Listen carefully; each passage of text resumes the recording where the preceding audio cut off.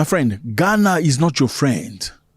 Ghana is not a weak African country. Ghana does not have cowards as leaders. They are brave. Ghana has just deported 3 Israeli nationals back to Israel. Why? In retaliation. For what? Retaliation measure in response to the alleged inhumane and traumatic treatment of 7 Ghanaians. Crazy stuff. Fellas, blessed is the man who is brave. Blessed is the man who is brave, born in a country filled with brave people. Because together they can do a lot of brave things. How sad would it be for a person that's brave, being born in a country filled with cowards, unable to defend their nation? How sad would it be for a man singularly be strong and powerful and very well capable, but be surrounded by traitors and coward men? The government of Ghana has officially condemned what it described as inhumane treatment of Ghanaian travelers. Where were they going? They were going to Israel. And it happened at the airport, Ben Gurion International Airport. This one right here. Big airport. Well, what happened? Well, report indicates that several Ghanaian passengers went to Israel for a very specific cause. But when they got there, they were faced with harsh questioning, delays, and alleged mistreatment by the Israeli airport authority. The government of Ghana has announced that it will summon officials of the Israeli embassy in Accra on Wednesday following what it describes as inhumane and unjustified treatment of Ghanaian travelers, including 4 members of parliamentary delegation at Israel's Ben Gurion International Airport. In a strongly worded statement, the Minister of Foreign Affairs, Samuel Okudzeto-Ablakwa, condemned the actions of Israeli authorities, revealing that 7 Ghanaian nationals were detained upon arrival in Tel Aviv on Sunday, December 7, without legitimate cause. So basically, 7 Ghanaians went to Israel for a very specific cause. And amongst them, there was 4 that were parliamentarians. So these are political people that were mistreated, questioned, searched, almost incarcerated, then later on released. But the 3 other guys were sent back to Ghana. Ghana's Ministry of Foreign Affairs issued a statement saying such mistreatment was unacceptable and violated dignity of its citizens. You know, this is the reason why you need strong institutions. You need to be part of a strong community, my brother. Okay? You need to be part of a strong country, a country that respects itself and respects its citizens. How many African countries will dare open their mouth when it comes to a situation like that? How many African countries? Let me give you view so you can understand. What happened again? December 7, 7 Ghanaian travelers arrived in Ben Gurion. They were submitted to prolonged interrogation, searches, and detention without justifiable cause. You know, we search you, we interrogate you, we put you in a room, you sit there for many, many hours. People talk about 5 hours of just sitting there and being questioned. It was robust. For what reason? We don't know. Were they there without a visa? Well, they had their visas. So, yes, they had the visas. Visas were good, passports were valid, but they were questioned, searched, and put in a room to sit there for a while. Amongst them, like I said earlier, 4 members of the parliament. I mean, who are members of the parliament? Parliament members are people that vote laws for a country. Those are people you hold with respect and dignity. When you see parliament members of a foreign land in your land, you must respect them. The last thing you want to do is interrogate them, search them, sit them in a room for a longest time period. Now, the 3 people who were there, they were civilians. Okay, civilians traveling to Israel. Looking for what? Well, you know, civilians go there looking for Jesus. Because when they open the Bible, they see Jesus cross Samaria. Jesus then went to Galilee. They also want to go to Galilee, see if they're going to see footprint of Jesus. They see Jesus in the Bible. They think Jesus is there. They want looking for Jesus. Yeah. Now you go looking for Jesus. 3 civilian travelers were denied entry and forcibly deported on the next available flight, returning to Ghana the same day. So you bought a ticket. you apply for a visa, certainly pay money for that visa. You didn't leave Ghana without having an Israeli visa, right? So you went to the embassy asking for visa. You went there looking for Jesus and his fingerprint. Before you even see the fingerprint of Jesus or the apostles, they tell you, brother, you need to be interrogated. What do you have in your pocket? Why are you here? Why are you here? And then they put you in the same very next flight back to your country. So your money, gone. Israel has not issued an official statement as of December 11, but the embassy officials with the Ghanaian counterparts suggest that Israel views the detention as routine. Routine check, heightened alert. Now, routine check of parliamentarian like that, like checking people, sitting them down for many hours and searching them. Well, the Ghanaian Foreign Affairs Minister Samuel Okudzeto Abroaka, on December 10th, the ministry expressed great concern over the deliberate targeting and inhumane treatment, calling it extremely provocative, unacceptable, and inconsistent with our friendly historical relation. So they're not mashing their word, okay? The minister is not mashing, and congratulations, Mr. Minister, for not mashing your word. He said this is deliberate targeting, inhumane treatment, calling it extremely provocative and unacceptable. Let me ask you a question. If you're an African person, would your country react in a way Ghanaians have acted to prevent a mistreatment of 7 Ghanaians? Would your country say something about it? Well, that's the problem. That's why most of the African countries are shithole. Ghana is not a shithole. Well, it's not.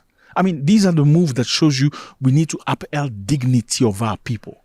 No one will push them around like you are used to pushing black people. No, look, black people are mistreated everywhere in the world. Let me repeat myself. Black people are treated in a certain way everywhere in the world. There's a guy, if you don't believe me, go on internet. There's a guy that does vlogs. You know what vlogs are? Mini documentaries of going into a country and, good morning, people. Okay? There's a guy that goes all over the world. He goes to South America. He goes to Asia. He even went to Afghanistan. What's his name? Look at this guy right here. I think. Do you think he sit even with Taliban? They give him foods and coffee and stuff. Do you think you, as a black man, you can go to Afghanistan? They will look at you and let you pass. Okay. Well, maybe you need to investigate and find out why. What did we do? I don't know. Well, Ghanaians vow to safeguard the dignity of its nationals and warn of an immediate reciprocal action against Israel. What did Ghana do? Well, Ghana took 3 Israelis that arrived in Ghana. Okay? Go back. Immediately, go back to your country. This is to show you don't play with it. We are not stupid, okay? We are Ghanaians. Ghana, okay, can I get a passport? If you are brave, you are blessed if you are born in a community of brave people. It's all about respect, my brother. Life is nothing because at the end of the day, we're all gonna die anyway. But how did you die is very important for some of us. Some people would rather die with their knees on the ground, provided they're getting some things dropping in the mouth. Some people would choose to die on their knees, provided they're getting some milk falling on the... Some of us will not accept that. Some of us will not accept that. And a lot of brave people in many places wish they had brothers as brave. Bravery is this. Bravery is saying this is unacceptable. The Ghanaian embassy said it is unacceptable. The reason why those people were retained in the airport for a long time is because the Ghanaian embassy in Israel was slow at responding to some things. The Ghanaian embassy rejected that. It said absolutely false. We've complied. We've done everything we were supposed to do according to international law. And the reason why you freed those parliamentarians is because we applied pressure. Now in Ghana, they've summoned the chargé d'affaires of Israel. They've called him and summoned him on how they treated Ghanaians in Ghana. Now, do you think this is going to happen again? Let me just ask you, do you think this is going to happen again? It won't happen anymore. Not to Ghanaians, maybe Ugandans, maybe Nigerians, maybe Namibians, or South African, absolutely. Not Ghanaians, because they know how to protect each other. How is the relationship between Israel and Ghana? Well, Israel and Ghana have a bilateral trade of about $50 million. That's not a lot, okay, annually. Israel exports tech, irrigation system, and security equipment to Ghana. So it's not a big deal. But then, what could be the reason? Ghana criticizes Israel-Gaza's policy, okay, with President Mahatma donating about 40 tons of cocoa. He gave 40 tons of cocoa products to Palestinians in October 2025 to support them. The government of Ghana is pleased to extend a humanitarian donation of about 40 metric tons of premium Ghana-made chocolate and cocoa-based products under the distinguished Golden Tree brand to the people of the state of Palestine. Is this the reason why we're seeing this? Or it has absolutely nothing to do with it? Let me know how you feel about this. Ghana is not your friend. You send their people back, they send yours back. They don't care if you're from Africa or from other places. And this is sad because when you look at some African countries which cannot get visas to Europe, okay, they have to go apply for visas. But Europeans have access to your countries. They can come for 90 days, visa-free. But Africans cannot enter your country, okay? And you can't go to Europe. God bless.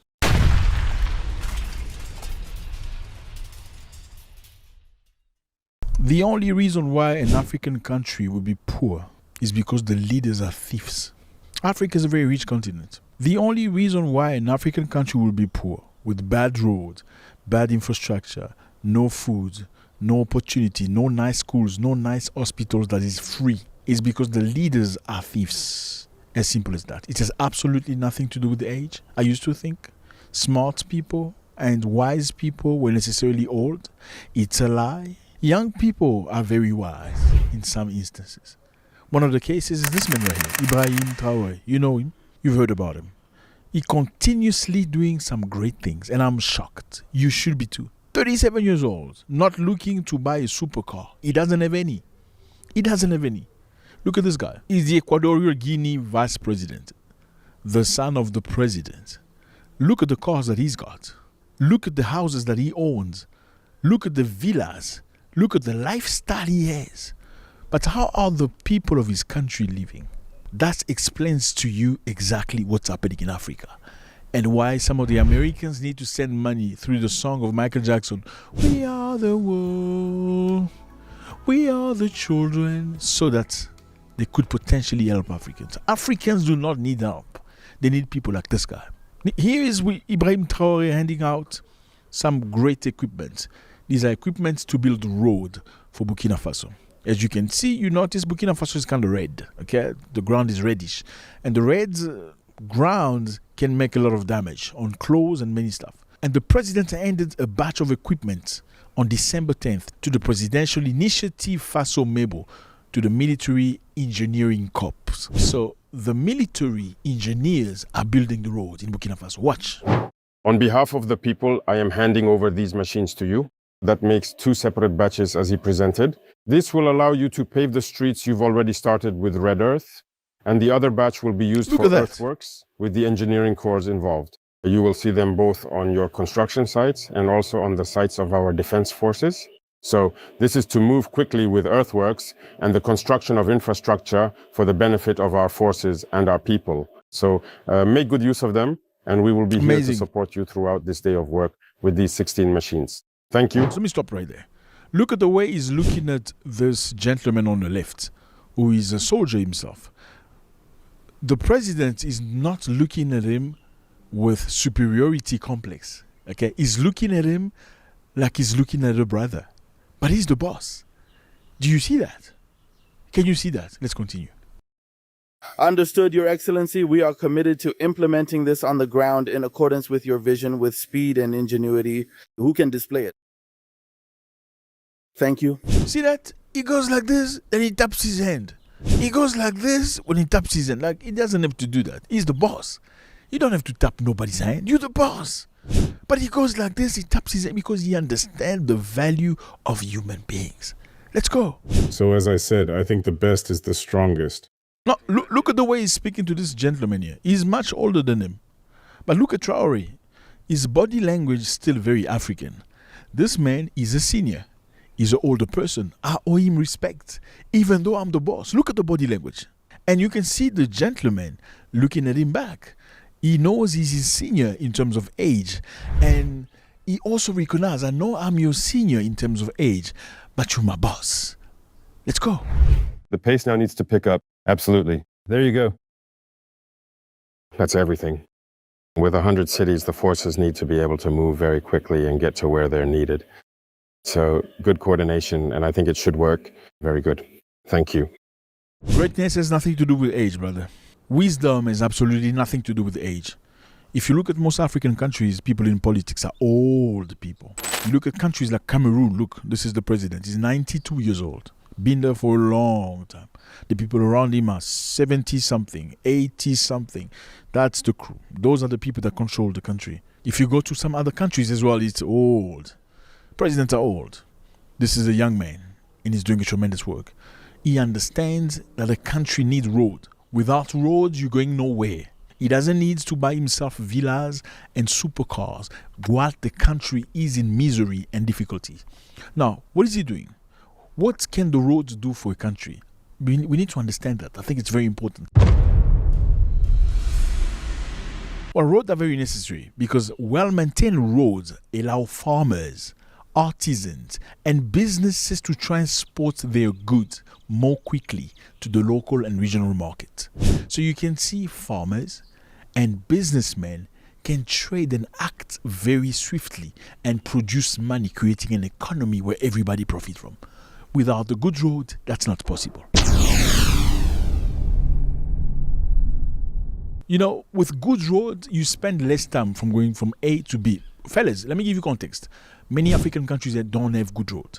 Okay? Maybe this is a very complicated conversation for you. Many African countries do not have good road. Good road are seen in the capital. Okay? In the capital, you see some nice roads. But if you start going inside, you'll cry. If it rains, you'll cry. If the condition change, you'll cry.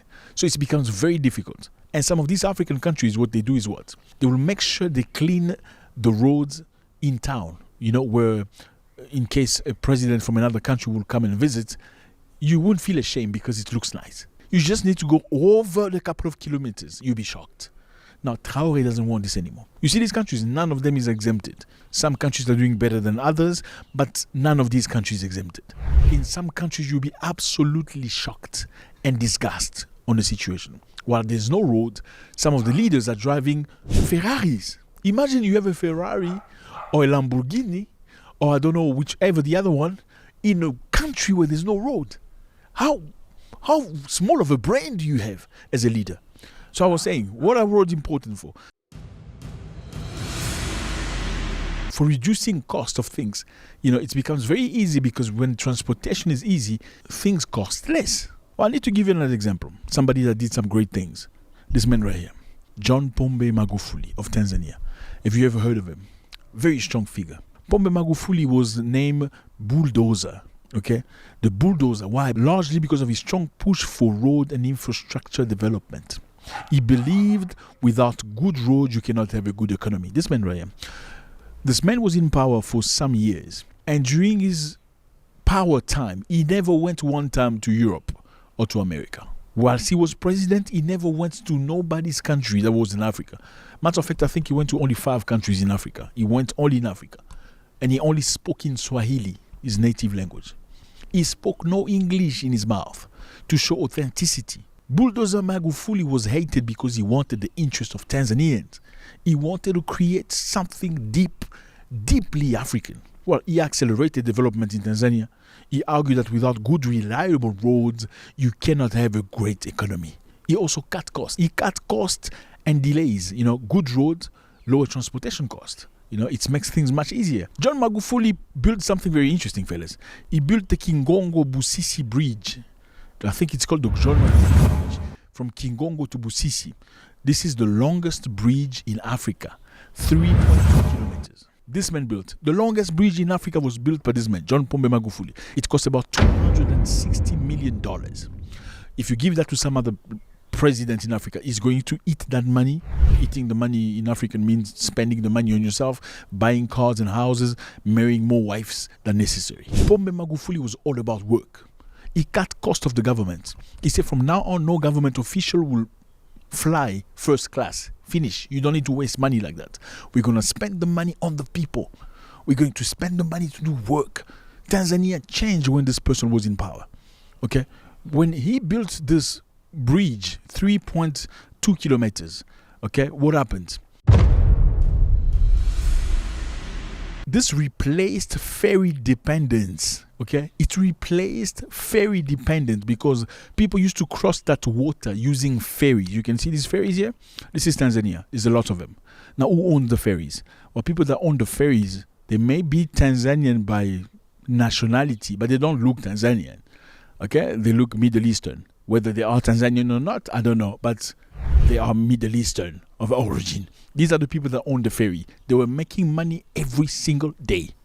Every single day. He built the bridge. When he built the bridge, it reduced dependency on the ferries, cutting travel from hours to minutes, opening economic opportunities around Lake Victoria. That's this man, John Pombe Magufuli. Now, I don't know if that is very possible in South Africa, for instance, because in South Africa, people that control the roads are taxi drivers.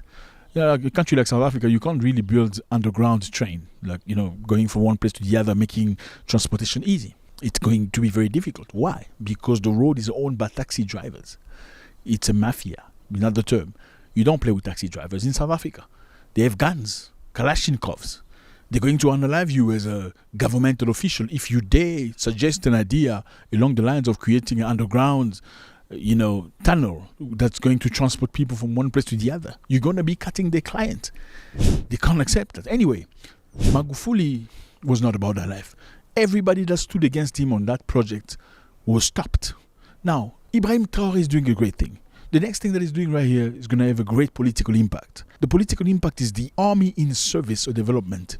So it's the army engineers that are working through this road project. And by doing so, what's going to happen? It's going to demonstrate that the army is not only a defense instrument, but it is also an actor in national progress. Isn't that amazing? When a soldier feels that he's participating in national progress, this is amazing. I'm overwhelmed. I can't breathe. Africa is poor because of poor mentality of leaders, selfishness, greed, lack of empathy. That's why Africa looks poor. Some leaders are driving big cars in places where there's no road. I don't know how you can explain that. That's why Trump calls it shithole. How do you feel about Traoré? I want to know. I know he's not perfect, but tell me how you feel about this man. God bless. Is the big country trying to create division among Africans? You need to ask yourself a question. Divide and conquer, is it still valid today in 2025? Or divide and conquer is an old thing from back in the past? You cannot see it today. Divide and conquer. When you divided, you are conquered easily, swiftly. When you're together, you are very... Have you noticed that when something has occurred, something negative has occurred, and there was 3 people together, they don't get interviewed by the police together. They will separate them in different rooms so they can isolate everybody. What they do is they start blaming you of the crime or the action, and they'll give you the impression that the other guys that are not in the room have claimed that you actually did that. Let's say you knocked somebody's car or you slapped somebody. You were 3 people. Somebody got hurt. And the 3 people are 3 suspects. They will separate the 3 suspects. When you separate the 3 suspects, they don't know what the other person is thinking. They have no idea what the friends have said. They may even say your friend says you. They say they were not there. Then, no, it wasn't me. He did it. That's divide and conquer for you. That's one version of it at least. Now, fellas, the United States of America has just met with Kenya, okay, in a very high-level discussion between the Kenya president and U.S. Secretary of State Marco Rubio. What was the outcome? They signed a new health framework agreement, a cooperation to deepen relationship between the United States of America and Kenya. Sounds good, doesn't it? Well, but there are many questions to be raised because just a couple of months ago, they were blaming Kenya for praising China. Why would you praise China? We're going to cut you off all agreement. Now, all of a sudden now, they are signing new deals with Kenya. What's happened? We need to rewind this so we can understand the context. There's absolutely nothing wrong with the US signing any good thing with Kenya. But you need to ask yourself questions. Just a few days ago, they went cold with the cousins of the Kenyans, the South Africans. Let me put context into this. So, the US accused South Africa of killing white people. They call it a genocide of white farmers in South Africa. A genocide basically is a term that you can see in a dictionary. It's targeting specific group of people, ethnically, religiously, or any other thing. Now, does that describe what's happening in South Africa? Question mark. Are people being unalived in South Africa? Many people are unalived in South Africa. Are only white farmers being killed? No. Black farmers are being killed too. Now, does this mean it's a genocide? Well, according to the books, that's not necessarily what genocide is. So there is a crime problem happening in South Africa that needs to be attended to. Now, just because not only white people are being killed, does it mean you should not take it into accountability? Absolutely not. You need to give it the attention that it is required. Because when the white people are being attacked, they are viciously attacked and hurt and violated to the highest level. So it needs to be attended to. Now, is that the reason why the US will do what they're doing towards South Africa? Well, South Africa has shown that what's happening in South Africa is actually crime. Because you listen to this man. All of those tapes properly, you will see I'm the biggest target of that rabble-rouser. Number one for over 10 years, Mr. Malema. In fact, the first time I met him, he was in the youth league with that gentleman. And look how he's changed. Right. We have too many deaths, but it's across the board. It's not only white farmers, it's across the board. As you can see, this is a very successful businessman, a friend of Donald Trump, explaining that it's not only white people being killed, black people are being killed too. In the beginning, after the first accusation by Donald Trump, South Africa delegation went all the way to the United States of America to have a discussion, hoping to convince them that there is no genocide happening in South Africa. However, as you can see some of the pictures presented by Donald Trump as proof and evidence, some of them at least were not in South Africa. Some happened to be from an Ebola pandemic in the DRC. Look at the DRC on the map. This is South Africa. This is DRC. Now, why would you present a South African president evidence for things that happened in this country? It makes no sense. Many months later on, you would all think that America will say, okay, maybe there's no genocide happening in South Africa. That's not the case. The relationship between South Africa and the US is still very strained.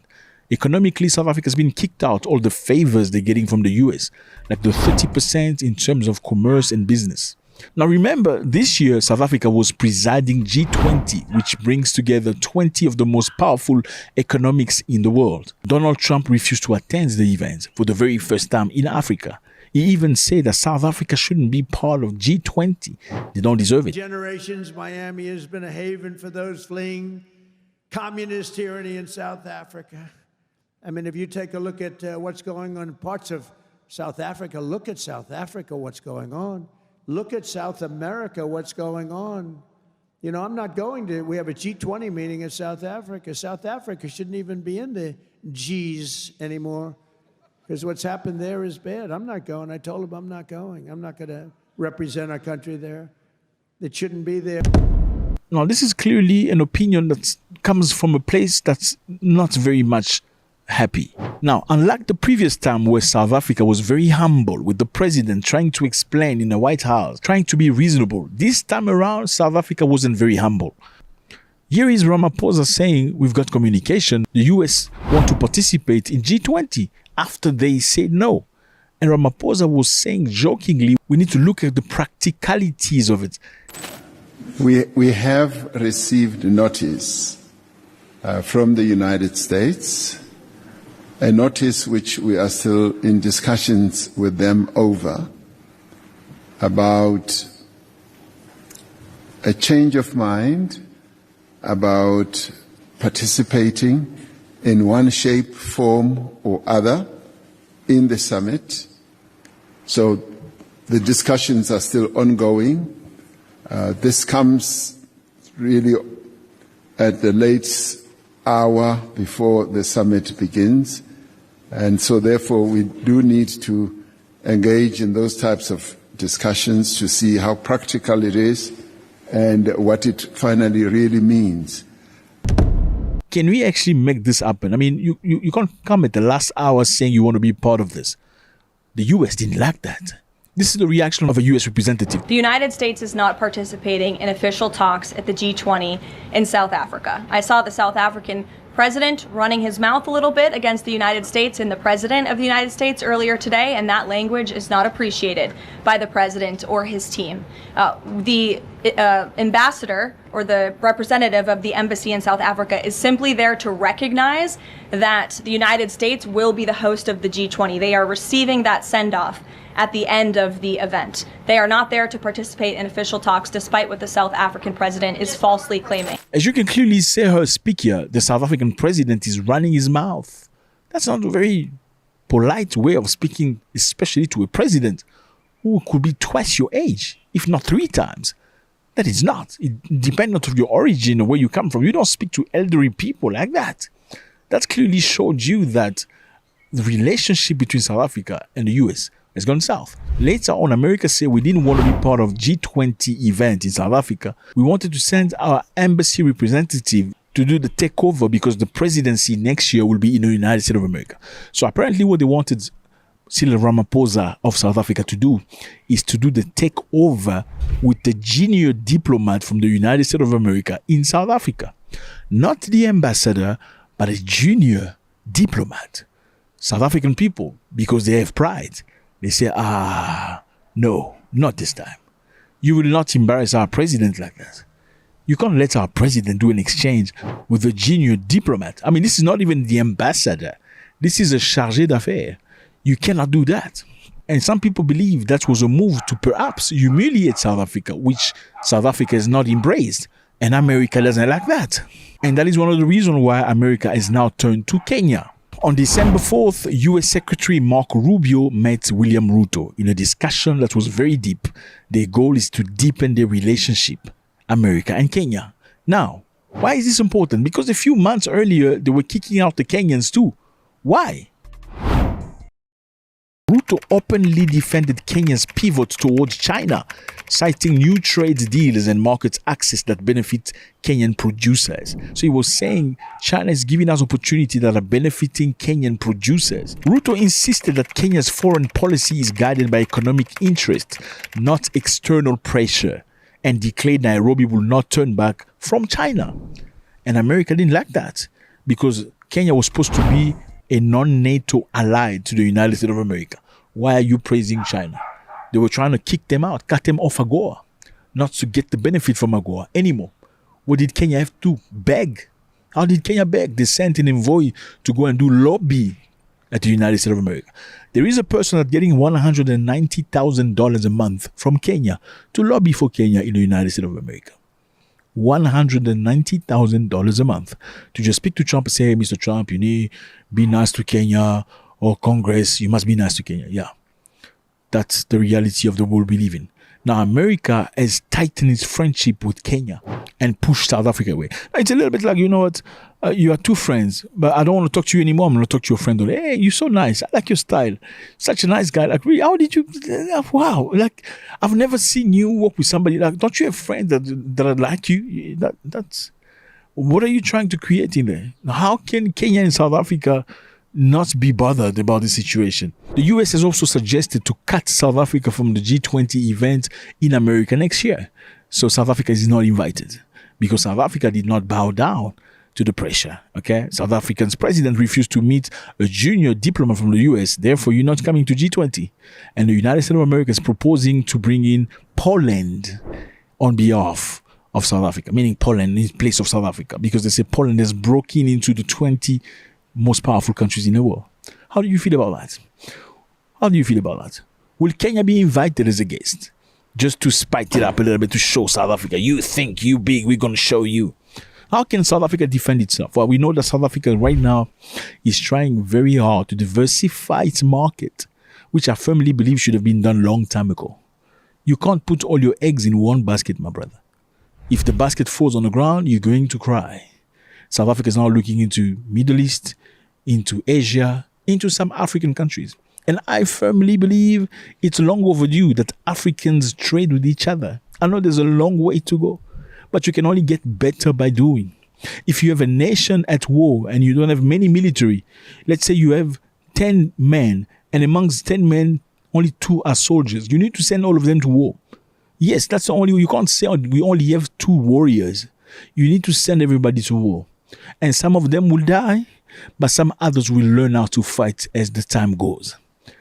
Africans must come together with all the discrepancies we have. We're going to fix it as time goes.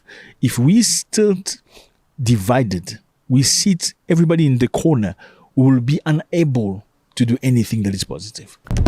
Out of context, Kenya was sent to Haiti to go and fight Haitians on behalf of the United Nations. It wasn't a European or a white country. I'm sorry. Sorry, put it that way. They had to find a black country to go fight another black country, or at least other black people. So it doesn't look like colonialism. Now, Kenya is also the chosen country now, since South Africa is pushed to the side, to say, okay, because you're not behaving correctly, look how we're treating Kenya now. If you behave like Kenya, well, you send lobby with $190,000 to lobby for you, you come and beg us, we may consider signing new agreement with you. Let me know how you feel about, is this correct or not? Let me know how you feel about this. It was a great pleasure. God bless.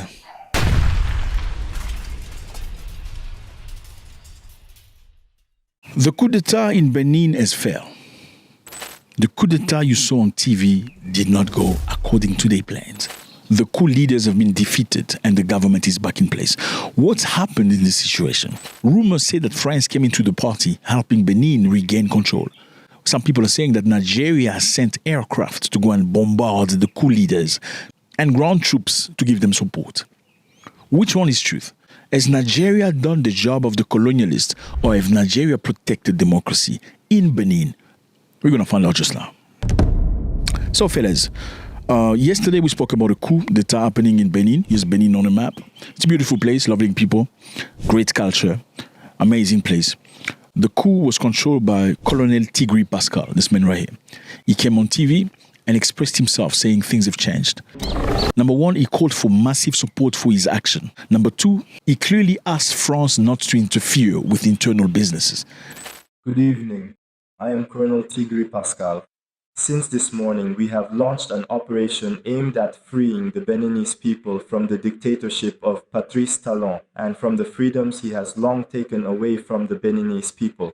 We invite you to give massive support to our action, and we call on the French government not to interfere at all in the internal affairs of our beloved country, the Republic of Benin.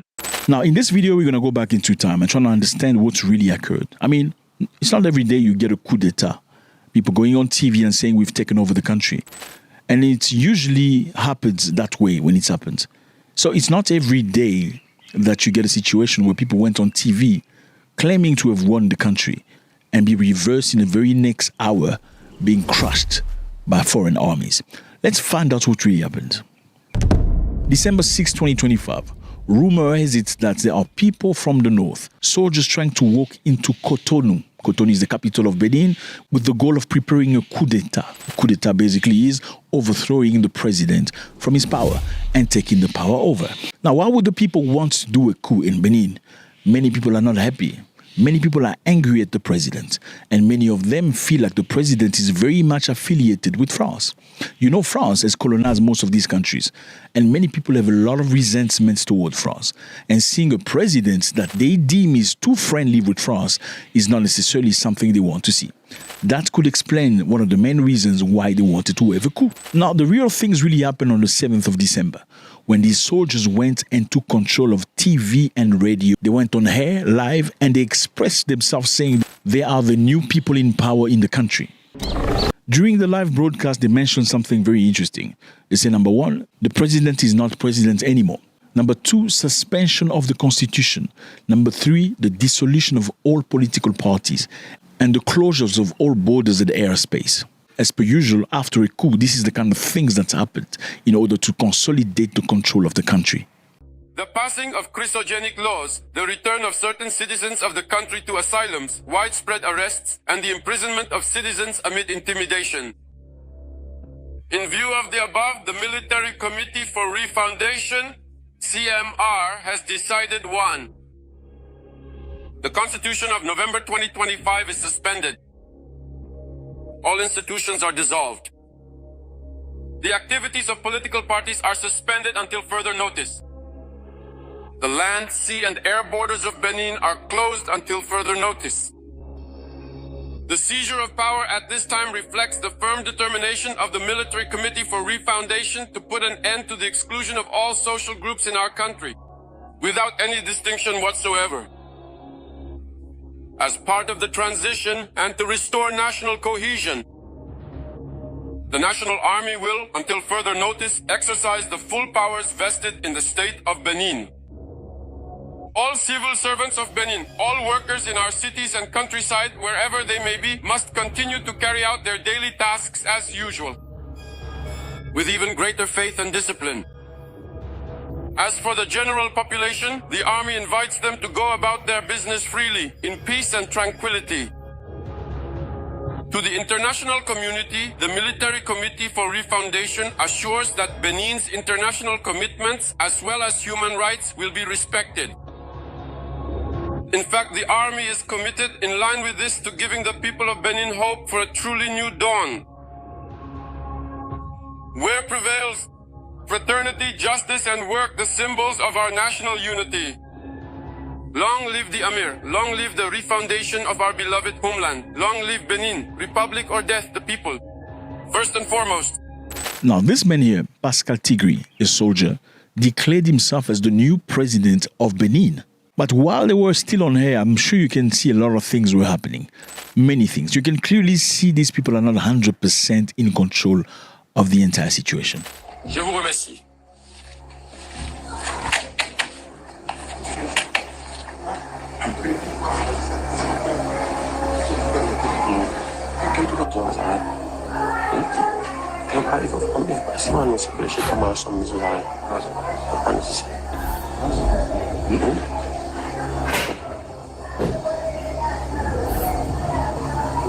Allons-y vite. Non, pas vite. Non, pas très vite. Et les gars, quelqu'un les suit. Il faut les suivre. Il n'est pas avec nous. Il faut suivre-les. Suivez-les, les gars. Si vous ne les suivez pas, ils vont nous échapper.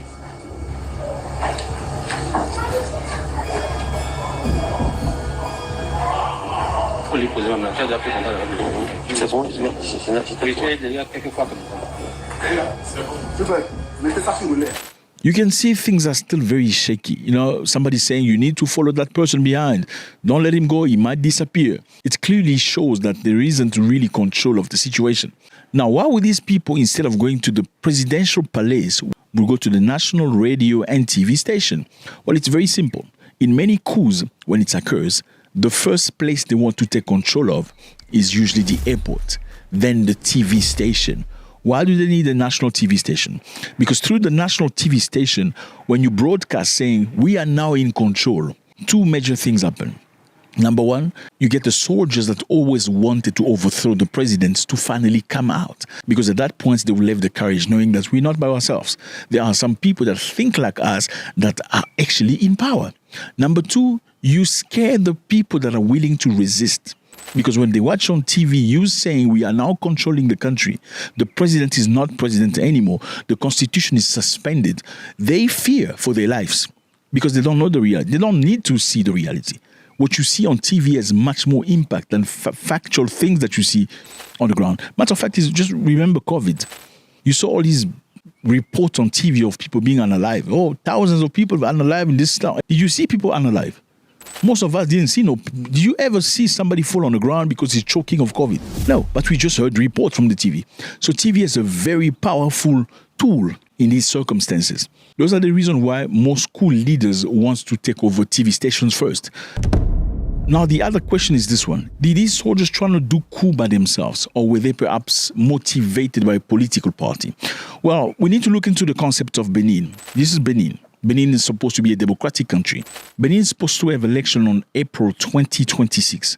And obviously, several candidates have submitted their application.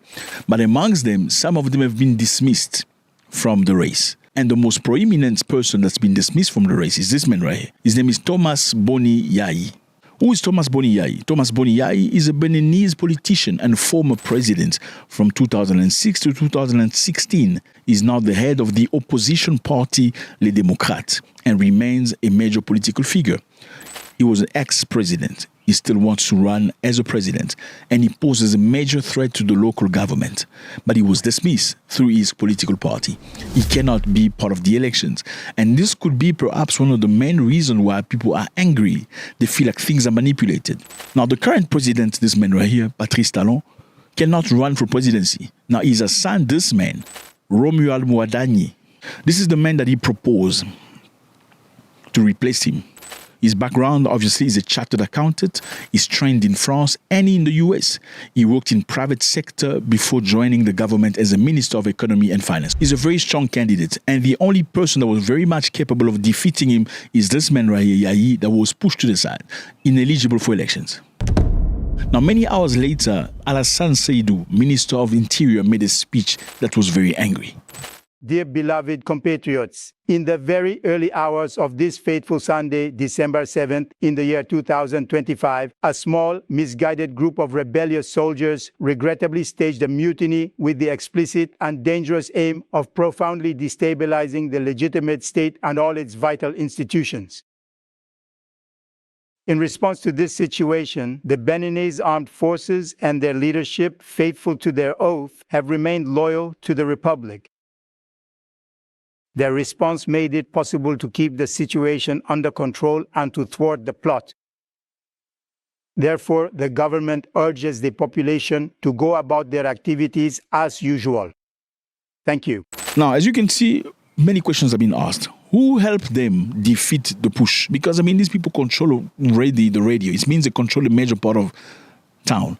There was bullets flying across, so they fought against the army. But something happened. Who came on board to save Benin? Was it the French, perhaps?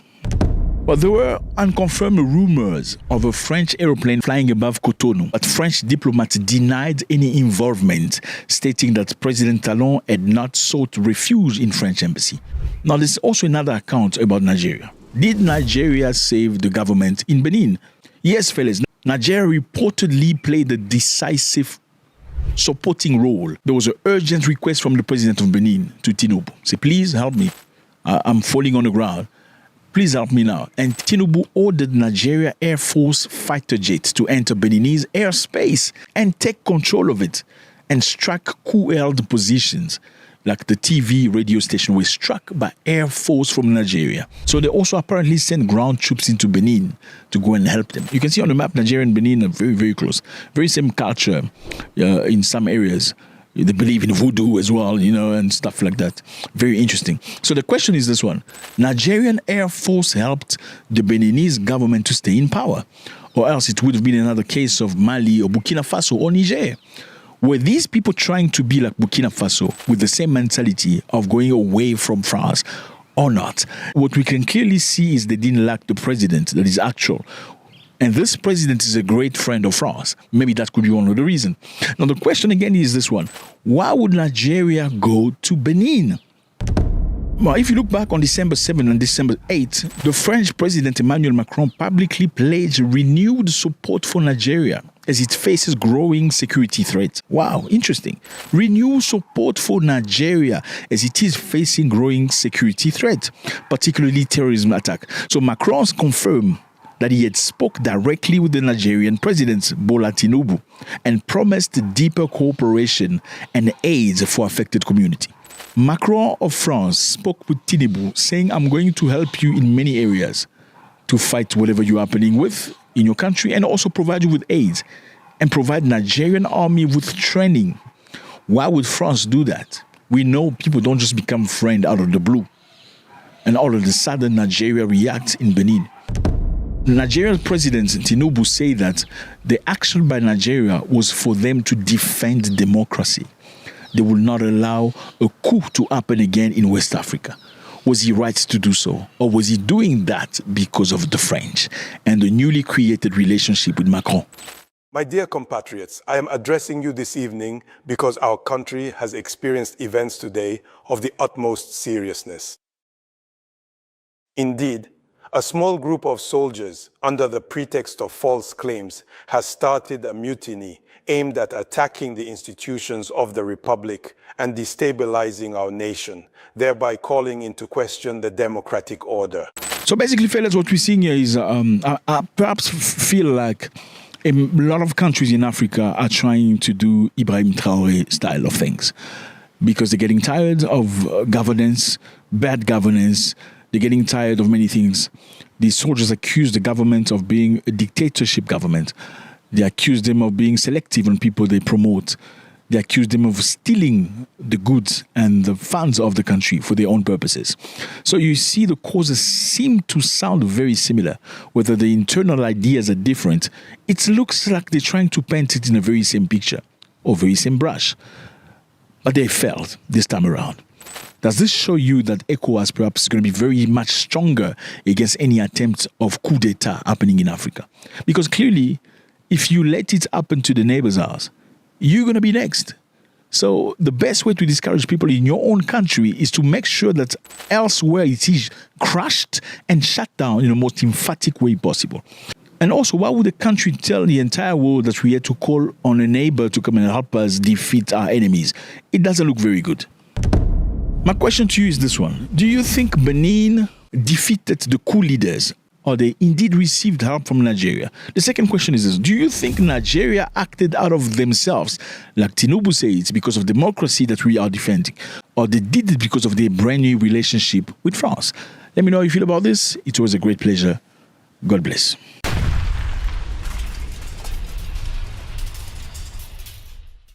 Will Nigeria become a problem in West Africa? Nigeria, will it become a problem for West African countries? Well, a Nigerian aircraft has been stopped by the Burkina Faso government. Why? Because the airplane was flying over Burkina Faso without an authorization. What kind of aircraft? A C-130, which is known for its viciousness. Military airplane was flying in Burkina Faso airplane, and it was urged by the Burkinabe defense, you're going to land or we're going to blow you away. Let me just remind you here that Nigeria doesn't necessarily get along with Burkina Faso. I mean, matter of fact, these countries right here, you see these countries, ECOWAS, they don't get along with Burkina Faso. Now, why is your airplane flying over Burkina Faso? On December 8, 2025, a Nigerian Air Force C-130 transport aircraft carrying 11 military personnel was forced to make an emergency landing in Bobo Dioulasso. Look at the map. You see Bobo Dioulasso? Look how far this is. I mean, you may find excuses saying that, listen, I flew over here by mistake. Okay, or maybe something occurred, there was wind, and we found ourselves in your ground. Look at Bobo Dioulasso. Now look at Lagos on the map. Look at Bobo Dioulasso. Bobo Dioulasso is the second biggest city in Burkina Faso. Look at Lagos again where the aircraft took off. Look at Bobo Dioulasso. Look at how many countries. From Nigeria, you get into Benin. From Benin, you have Ghana, you have Togo. Then you have Burkina Faso up there. Or else you can go on the north. Look at the north. You can go into Benin and go through the north into Burkina Faso. Now, can this happen by mistake? Let me continue reading. It was forced to land at Bobo Dioulasso Airport in southern West Burkina Faso after allegedly violating the country's airspace without authorization. Let's put an emphasis to without authorization. The Confederation of Sahel States informs the public that an aircraft belonging to the Air Force of the Federal Republic of Nigeria, a C-130 type, was forced to land today, December 8, 2025, in Bobo Dioulasso, Burkina Faso, following an in-flight emergency while it was flying in Burkinabe airspace. The military aircraft was carrying 2 crew members and 9 passengers, all of whom were military personnel.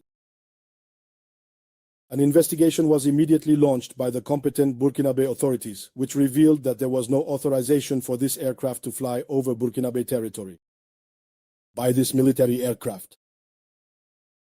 The Confederation of Sahel States strongly condemns this violation of its airspace and the sovereignty of its member states. In response to this unfriendly act carried out in disregard of international law, and of international rules governing civil and/or military aviation, measures have been taken to ensure the security of the Confederation's airspace, the sovereignty and territorial integrity of these same states, as well as the safety of the populations of the AES Confederation. So the aircraft was there without authorization. Now, let me put it this way for you.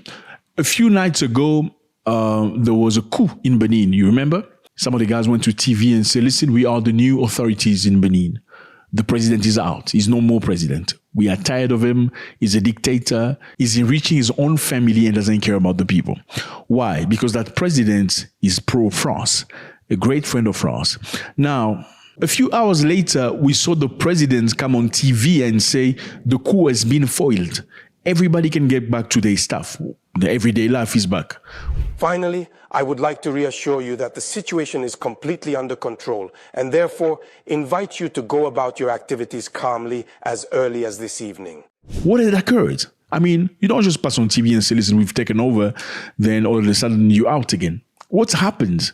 The reality is the Nigerian government was asked to intervene. Nigeria sent aircraft, we're talking about fighter jet, to go and bomb where these putschists were located. They bombed the camp, they bombed the TV, they bombed the radio, so they can dislodge these people. In other words, had it not been Nigerian force intervening in Benin, the Benin situation would have been different. So Nigeria intervened in Benin without authorization. Obviously, the president of Benin asked Nigeria to get involved, but Nigeria intervened. Now, one night after the intervention of Nigeria in Benin, you found an aeroplane from Nigeria flying from Lagos all the way to Bobo Dioulasso. How come? Look at the map. How do you explain this? Look at Lagos all the way to Bobo Dioulasso. What was the aeroplane doing there? What does Burkina Faso say? Initial report from AES, Burkina Faso, Mali, and Niger claimed that the aircraft had violated their airspace and was forced to land. What is a C-130? You need to understand. A C-130 is not just any other aircraft. A C-130 is a 4-engine turboprop military transport aircraft designed for technical airlift mission. It is one of the most versatile, widely used military aircraft. What can you use this airplane for? Because it's important so we can understand. You can use this airplane for tactical airlift, like transporting soldiers, vehicles, supplies into combat zone so they can deliver stuff. You understand? It's not a flight that just fly. It's also a cargo. You can deliver supply to military stations somewhere. You can throw parachute. You can throw people. You can throw food, medicine, weapons. Now, you must remember Burkina Faso is fighting people, okay? Fighting people that are not necessarily lacked in the country. Burkina Faso is fighting people. I'm not going to say their names. Could this aircraft go there and do something negative? Would you be surprised that people think that the aircraft from Nigeria may have gone to Bobo Dioulasso? Look at the distance again. Look at Lagos, all the way to Bobo Dioulasso, to drop maybe things to the people that are fighting Burkina Faso. Did they go there for espionage? Question mark. I mean, we can understand this. Look at Nigeria. We can understand that the aircraft tried to go on the north between Benin and Burkina Faso. You see, the border between Burkina Faso and Benin, maybe we could have understood, saying that, okay, the Nigerians went to Benin to help Benin, and all of a sudden, maybe while they were scouting, they entered by mistake into Burkina Faso. But how do you explain you leaving Lagos? So you have to go through all these countries. Do you see all these countries you have to go through? You live in Lagos, Nigeria. You go through Benin.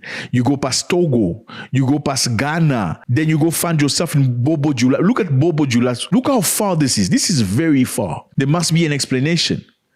Okay? What is the explanation of Nigeria having its flight over there? I mean, remember a couple of days ago, Nigeria said to Donald Trump, we are a sovereign country. Do not bring your military here. You must respect our country.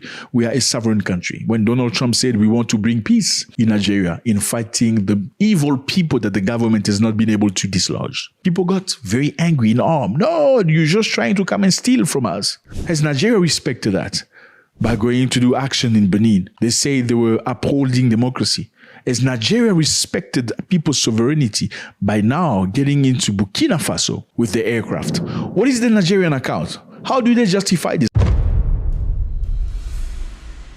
Nigeria said that shortly after takeoff from Lagos, the crew noticed a technical concern and diverted to Bobo Dioulasso, Burkina Faso, the nearest safe airfield. You hear that? Shortly after takeoff. I mean, look at the distance. Is this shortly? Look at Lagos on the map. Look at Bobo Dioulasso. Is this shortly after takeoff? Can't be shortly after takeoff. These are many hours of flight, right? Now, where were they going? Question mark. Nigerian authorities said that the aircraft had been en route to Portugal. Oh, en route to Portugal. For what? For a ferry mission before a technical concern which necessitated a precautionary landing.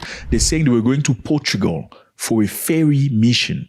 Going to Portugal? Look at Portugal on the map. Nigeria sending its aircraft with 11 people to Portugal for a ferry mission. What is a ferry mission? A ferry mission basically in aviation means moving an aircraft from one location to the other, usually without carrying cargo, passengers, or performing combat duty. It's essentially relocation or transferred flight. Let me put it this way. 2 nights ago, you were in Benin, okay? You bombed, created something, okay? Things change in Benin, okay? Tonight, you decide to fly to Portugal. But how? Through a country you don't get along with. How do you explain that?